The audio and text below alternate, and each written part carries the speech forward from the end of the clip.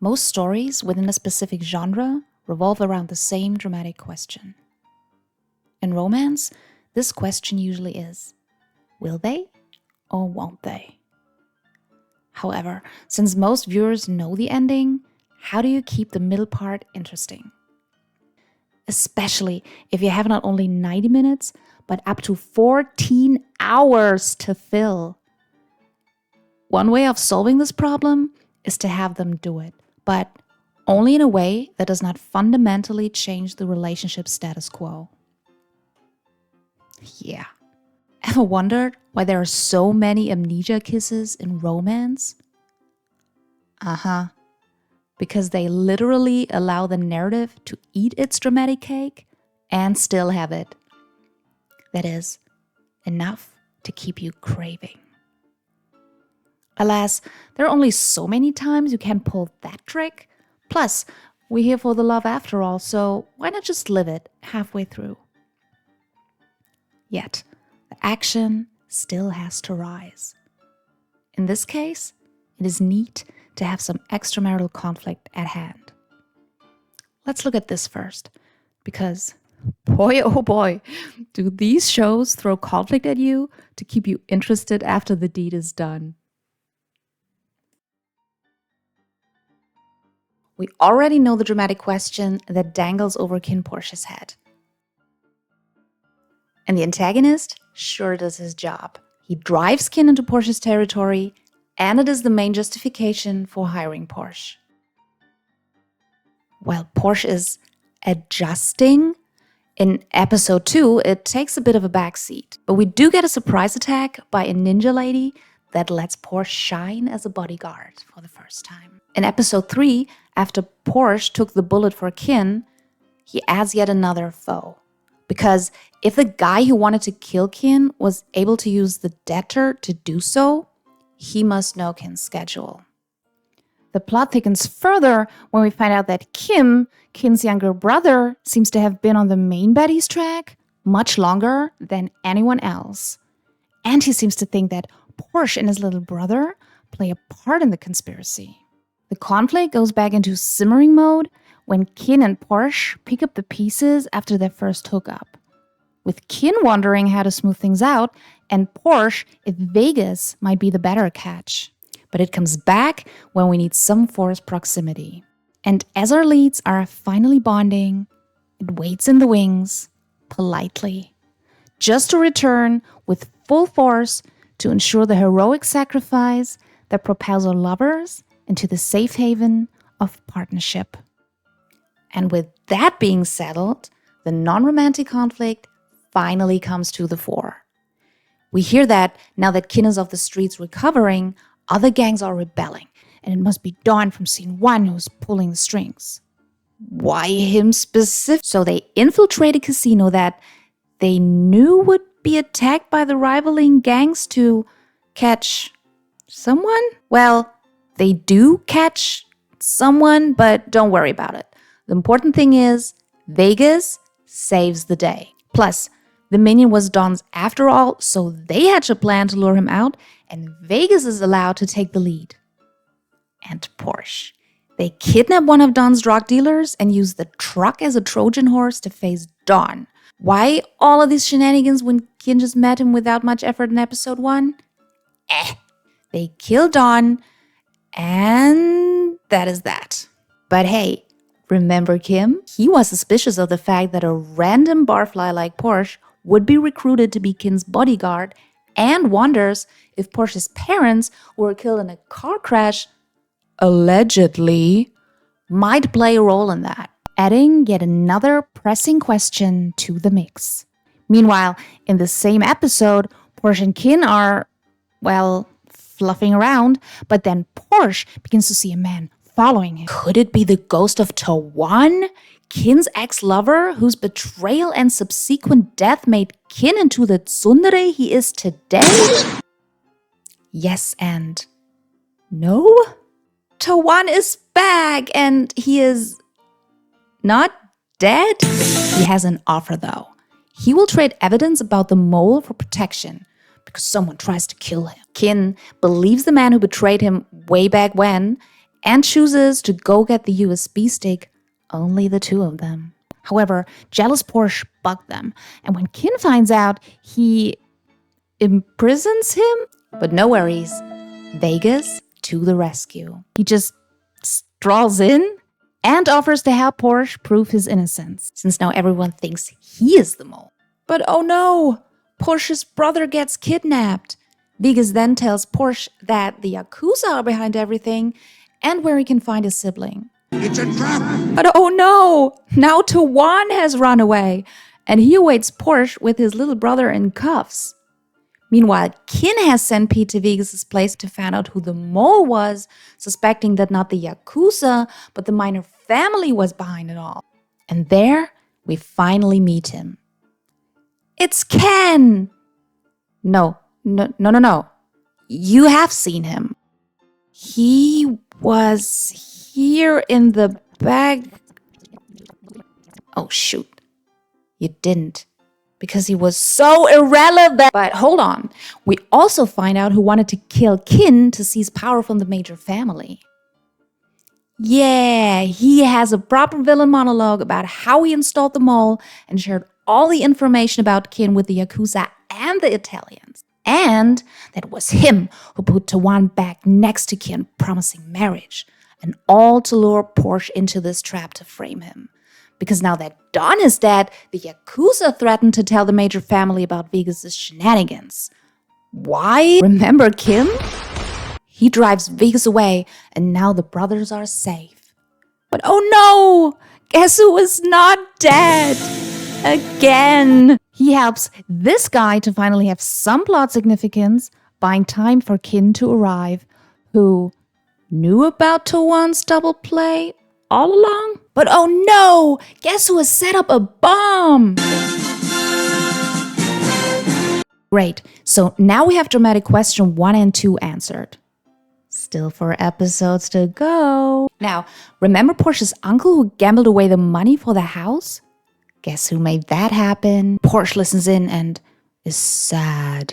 He confronts Kinn's dad, who reveals that Porsche's parents were killed by a friend of his, and he only made him become a bodyguard to help him.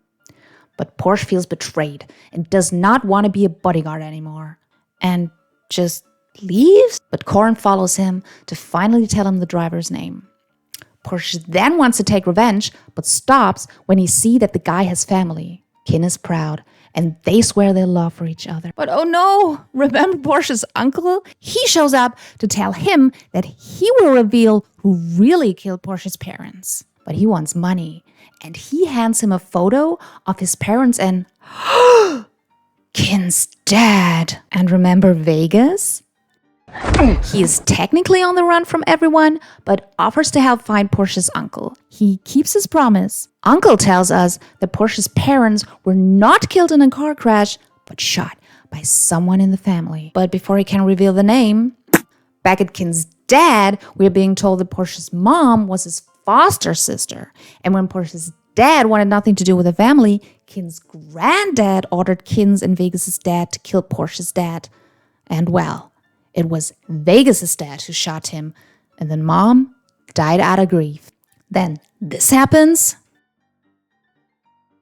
Shortly thereafter, in a meeting of all the heads of the local mafia families, suddenly everyone uses Korn's death to challenge Kinn's reign. Who are all these people, you ask? What power do they have? Don't worry, because now a gang war is afoot between Kinn and Vegas' dad. His goons storm the premises Braveheart style, shooting all over the place. And in the midst of the bullet hail, guess who shows up to join the fight? But on whose side will he fight? Gun Tango. Vegas utters the best line in the whole show. But Kinn and Porsche get saved by Matchbox X Machina. But oh no! Vegas' dad stops them. He tells it was not him, but Kinn's dad who shot Porsche's parents. But they get interrupted so they can follow him into Korn's lair. Because guess who is not dead? And guess who else isn't? Yeah, and guess what Korn reveals? He has hidden Porsche's mom away all these years so that Vegas' dad cannot SA her. Vegas' dad refutes this and is finally ready to spill the beans, but oh no, Kinn's dad tells Porsche he did this all for him. But oh no, guess who's also back? Hey, Vegas. He wants to avenge his father's death, but does not, and then he leaves and no one stops him. And mom is not quite there, but everyone is happy, and guess who gets to be the head of the minor family now? And then we end. Yeah. Oh no. One more scene. And another one. You think that was a lot? Again, one major antagonist is present from the get-go, posing a dramatic question with her presence. And again, she does a fine job as a plot catalyst, shoving Jean on set. And this is where we meet yet another threat. Yaoi, the young actor playing the other main lead. His evil plan? Making him and Nupsip trend. Wow pops up once more, giving Jean porn for inspiration, and that is basically episode 1. While episode 2 was all dedicated to the two lovebirds adjusting to living together, we are introduced to a third antagonistic force, this time for Nupsip. When he's unable to kiss Yaoi because of his love for Jean and fakes an illness, we are being told that the producer Fa has a habit of firing whoever she wants. 2 scenes later, Wa again, this time in a dream, pressuring Jean, but just as Mephisto, she's the evil spirit that cannot help but to create good things. Seriously, it's her research porn that makes Nupsip offer to show Jean the real deal because he has learned in a workshop. Next episode, she pressures him for spicy scenes again. Next scene, Yaoi shows up and asks about Jean's writing. And we know he's up to no good because Nupsip warns Jean to not be generous to Yaoi, although Yaoi has been nothing but friendly to him. But we get a clue why Nupsip might not like him. Could Yaoi have a crush on Nupsip? Both villains then take a break when Jean's evil friends catalyst Jean into Nupsip's bed for the inciting incident, but pop up in episode 5 where, guess what? Bois pressures Jean for a spicy scene. Later, Jean is on set again, doing... Yaoi reaches out to Jean to ask for advice on how to pursue Nupsip. And we know now it is time for us, the viewer, to fear for our beloved dynamic duo because, oh my god, the music. Evil scheming Yaoi lands yet another blow when he finally musters the courage to ask Nupsip out, to confess his love. And Nupsip has to accept because Jean does not jump up to say no.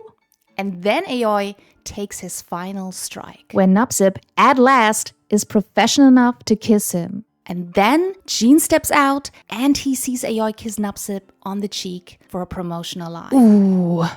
But Nupsip posts a picture of him and Jean 4 scenes later, and people ship them more than Yaoi and Nupsip. But Tom urges them to lay low to not compromise the promotion.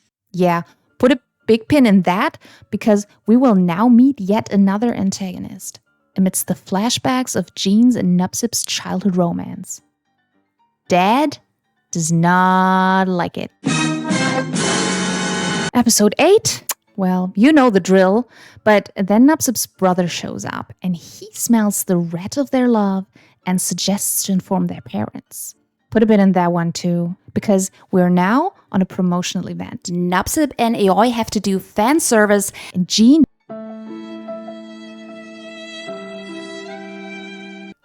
we get a battle of Nupsip Yaoi shippers versus Nupsip Jean shippers, and jealous Yaoi ambushes Jean in the restroom. Nupsip saves him only to warn Jean again to stay away from Yaoi again without giving a proper reason. Is that why Jean meets up with Yaoi at the hotel bar when he is ready to tell it all? But guess what we finally find out? Yaoi is not in love with Nupsip, but with Jean? Nupsip can come to rescue Jean again. Jean and Nupsip have for the first time. And yaoi must help Nupsip to finally do his job right. But no worries. Remember Dad? Yeah. Nupsip and Jean are invited to a dinner with both of their families, and Jean does not want to hide it anymore. I sure would have liked to see that inner struggle on screen in some capacity, but Dad's gaydar is pinging hard. Then that happens. Everyone is in shock, but not Dad. Dad is mad and tells Jean to go upstairs. But Jean does not have it. He pulls out a gun. No, not a real one. And definitely not a Chekhov's one. This one was tucked away so perfectly, I don't even know Jean knew it existed before he found it in his hands. And then he goes upstairs. So the families do not speak with each other, and we spend 6 scenes at home until Dad finally does come around, telling him he was not mad, but only afraid of the obstacles Jean would face when choosing this path. He gives his blessing and an emotional speech. Yeah, put a pin in that. So, remember that there was a show to shoot and a book to be written like 2 episodes ago? Yeah, so the show goes to the beach to do promotion stuff, and Jean and Nupsip frolic in the water. But oh no, they have been filmed and Thai Twitter is on fire. That makes yaoi go into antagonist mode again, as he streams an emotional live and raging his fans. And no, any publicity is not good publicity. In this universe, everybody's on the same page. This relationship has to end. Hwa, MIA for the last 3 hours, pressures Hin into breaking up Jean and Nupsip. He fails. Nupsip, sensing the climax, pressures Jean into promising him to face every obstacle together. Yeah, put a pin in that. Hwa, who has obviously never heard of hate reading, warns that no one will buy their books anymore unless him and Nupsip part ways. And when that does not work, remember Tum's sister? The boss of Nupsip's management firm?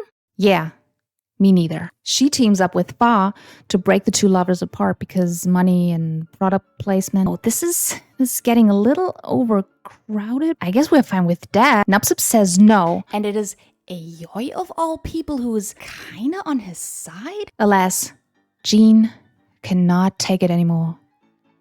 He breaks up with Nupsip, and they all cry. But as an avid romance watcher, you know there is 1 more episode to go.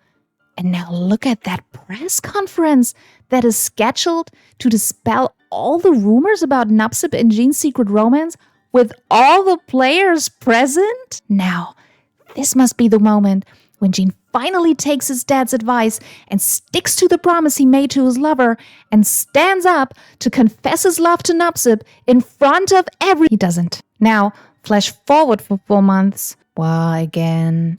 Do we get a lovely scene that could mirror the first one? Only now she has learned the errors of her ways and will not pressure Jean into a writer's block? No, she tells Hin, not Jean. And as to Jean, he has no idea how to end the novel. We see yaoi for a scene and the camera revels in his tears. Forever. Jean goes home to his parents to find inspiration. There he remembers his love for Nupsip from way back when. And while you are still wondering if this is all a dream sequence, it's not. They are back together, just like that. Nupsip's contract is over, so Hwa has dematerialized as an antagonist, I guess. And so they can have their happy ending. Well, that was some non-romantic conflict. But don't let yourself be fooled by all the... This is still supposed to be, at its core, a love story. So even if the romance-related dramatic question was answered by midpoint, we cannot have this thread come to an end yet. The lovers still need to be antagonistic in some way. Because without antagonism, no conflict. And without conflict, no dramatic question. And without a question in the viewer's mind, no interest. And no interest means no emotional catharsis. And because we are in the phase of raising action, stakes should get higher and higher. Let's see how KinnPorsche tries to maintain and or raise its romantic tension. So remember the midpoint? The moment of major change within the leads in their relationship? This heartfelt mutual promise? And the string of selfless acts that prove the trust they did gain in each other? Well, forget that. Because in episode 7, Kinn gets jealous because of Vegas. Again. He instructs Pete to spy on Porsche, which allows him to intercept Vegas' advance of a, again, drugged Porsche. And then they have drugs again. Then in episode 8, when Porsche is being followed by an unknown man, he breaks into Kinn's room, goes through the phone of the man he loves and whose biggest self-stated wound is that he cannot trust others to find out if the stalker is Kinn's ex. But it's fine. They talk. And then, guess who's back? And guess who's jealous now? This time, Tawan does everything to ensnare his past lover. And when Kinn seems to fall for it, Porsche rather makes up a clumsy lie than talking to his boyfriend to tell him he is uncomfortable with him and Tawan holding hands. And guess who, instead of speaking, secretly plants a bug on the man he loves and whose biggest self-stated wound is that he cannot trust others when he goes with his ex to get the stick. But this time, they're not fine.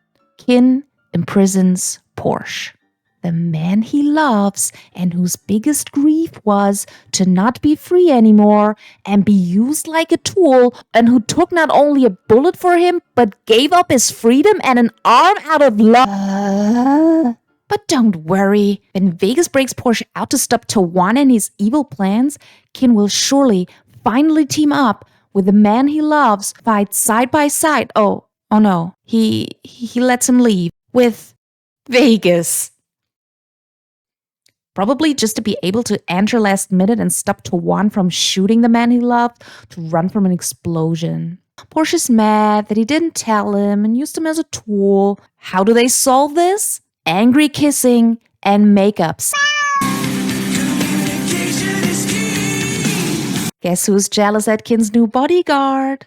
Kinn's rich friends call Porsche a love slave of Kinn's, and everyone is fine with it. And guess who does stuff again without telling the man he loves? And guess who is spying on the man he loves because he does things without telling him again? But it's fine. We find out it was Kinn's dad who made Kinn lie to Porsche. But they resign. But before we have time to wonder why they never walked away before, when it was that easy, Kinn's dad comes back. And although Porsche could not kill his parents' alleged murderer, they are back in business again. Who wrote this? And they swear to trust each other from now on. But wait, Uncle comes back in the same scene, and they don't trust each other again. Guess who's back and plans stuff with Porsche that Porsche will not disclose to the man he loves, but put that on a hold because Kinn takes Porsche to the grave of Porsche's parents to ask for his hand, and Porsche's face and the music tell us everything's fine. Then they make out, and then Porsche does stuff with Vegas again about which he will not tell the man he loves and risk his life for. Twice. And because of that, it is only when the lose that they meet again and wonder whose side Porsche will be on. And Porsche says, on your side. But when Porsche points a gun at Korn, Kinn steps between them to tell him that he will be there for him. What does that even mean? Next, remember midpoint? When Jean made the brave leap into this complicated world called relationship, and Nupsip swore to never lie and scheme again? Well. In episode 8, Nupsip wants to call Jean his boyfriend, and Jean hates it. When Nupsip later asks for a kiss, Jean is super reluctant.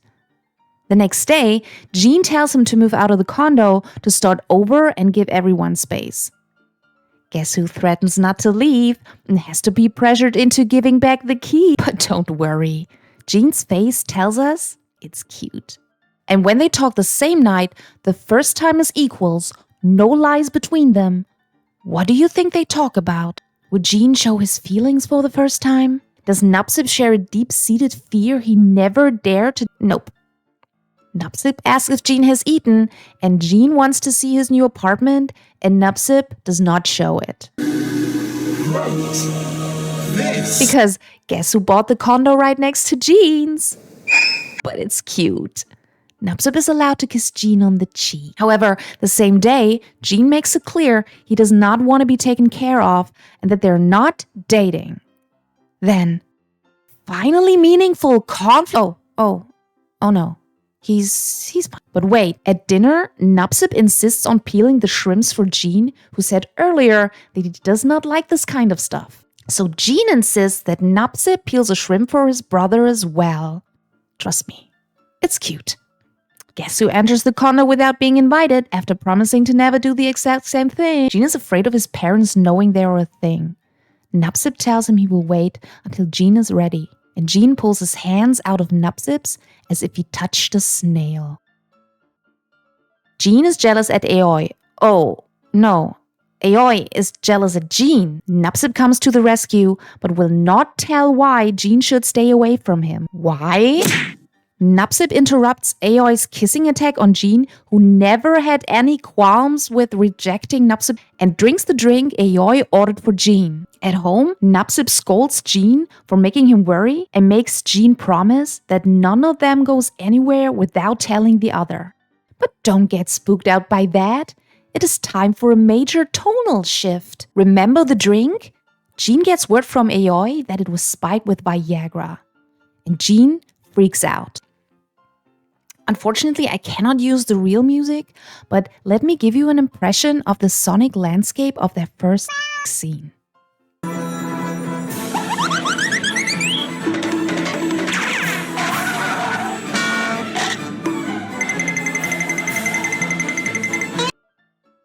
No.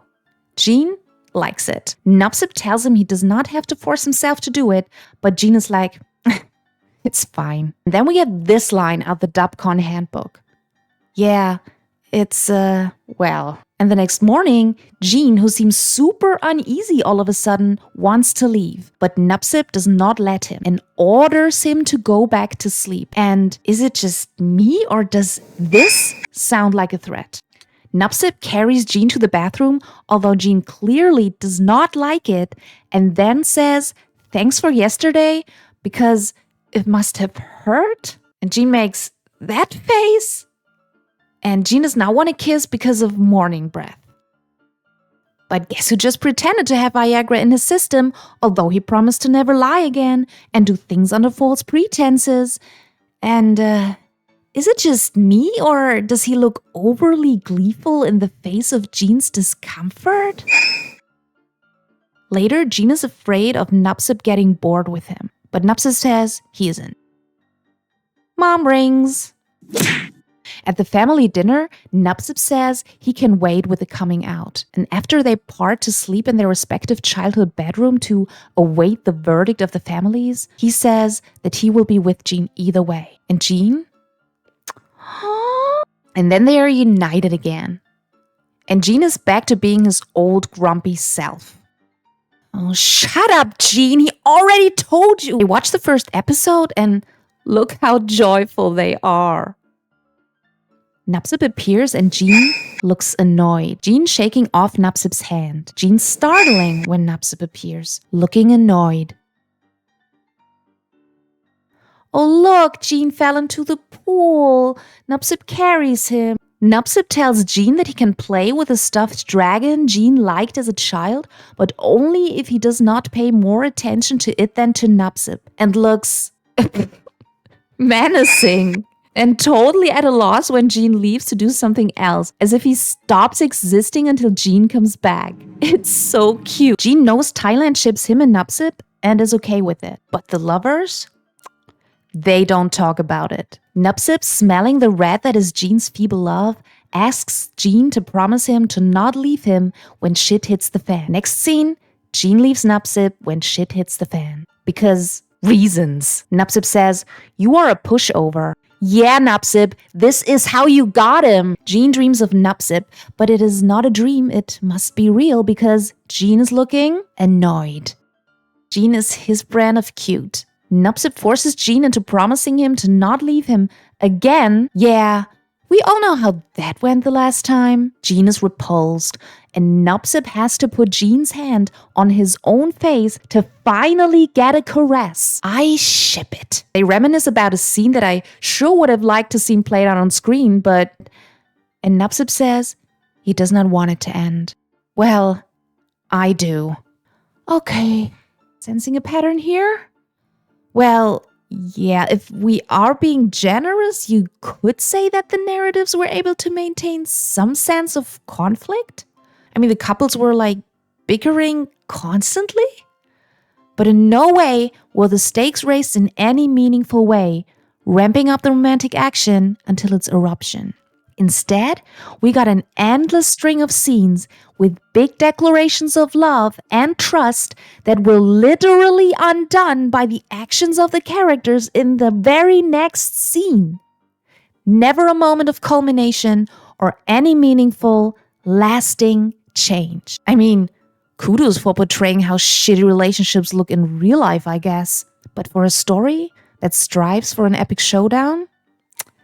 However, this failure of raising the romantic conflict in a meaningful way is not only a structural failure, it also becomes a thematic one. By treading water like this, the two stories do not only shoot themselves in the foot as a drama, most egregiously, they ultimately kill their romance. Execution style. I mean, how reliable and convincing is this oath of unbreakable love and loyalty we are being fed in the end, when we have seen them breaking their promises in the past ad nauseum?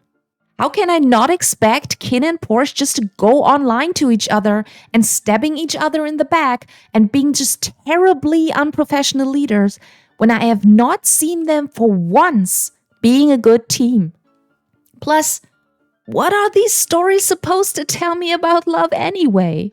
That love happens between more than two people and that you should prioritize the needs of third parties over the person you love? And that it is okay because real love can be resumed when the coast is clear? Yeah, and I cannot even come up with something for them. Yeah. And of course, you can tell any story you like, but I think this was not what the writers intended. I mean, look at this scene. That was... However, this being larger than lifeness, this being ready to give a limp out of loveness and giving up your happiness for someone else's gets completely lost in the endless regurgitation of pettiness and jealousy and... I mean, Midpoint's Kinn would not have to put a gun to Midpoint's Porsche's head because he had no clue on whose side Midpoint's Porsche was fighting. He would have known it in his heart. Yet, here we are. As to Jean, I get the impression that the writers wanted to avoid or at least address unhealthy romance tropes and portray a relationship that can be sexy but wholesome at the same time, and they accomplished it in one hacking scene. But do you know what Nupsip did the morning after he was green flaggy enough to not take advantage of a desperate and intoxicated Jean? He lets Jean believe that they did make out and relishes in his panic and shame. And it is played for laughs, sound effects and all, talking about the text undermining the message. So I do think that they did have some sort of specific empowering romantic message in their heads they wanted to convey, but they just utterly failed. But specific message or not, when one requirement for a romance is that it deals in one way or another with the transforming power of love and partnership as an instrument for growth and positive change, do these two stories even qualify as a romance? For real, I mean, none of the leads was changed by love even one bit. I mean, when you look at it closer, none of them has gained anything by having found love. They might have achieved their goals, like Jean has his book and Kinn knows now who wanted to kill him? But in what way has love given them the tools to finally beat their antagonist? Nupsip has certainly given Jean plenty of ludicrous stuff to write about, but he did not inspire Bois to stop pressuring for NC scenes and certainly has not given Jean the balls to face her. And Porsche? Be real, he has always been a liability more than anything else. In fact, I would argue that their love has no bearings on the overall plot and the big what happened to Porsche's mom showdown whatsoever. I mean, look at it. Their having gained trust, them having the other on their side, has not given them the power to make better decisions. Not even heads up in terms of knowledge, nor does it shape their reactions in any way. In fact, they're barely doing anything in the climax. Kinn literally says 2 lines. They are utterly inactive, nothing to decide for either one of them. They're basically standing by to listen, having become extras in their own show, outshone in the end by a couple that still has a meaningful conflict to grapple with and decisions left to make. So, we end up with 2 love stories in which love has literally changed jack shit for the affected and whose wholesomeness and epicness as a couple was shredded to bits in a desperate attempt to squeeze at least some conflict out of them until the plot wrapped itself up. Well, guess which show did not fall into that trap?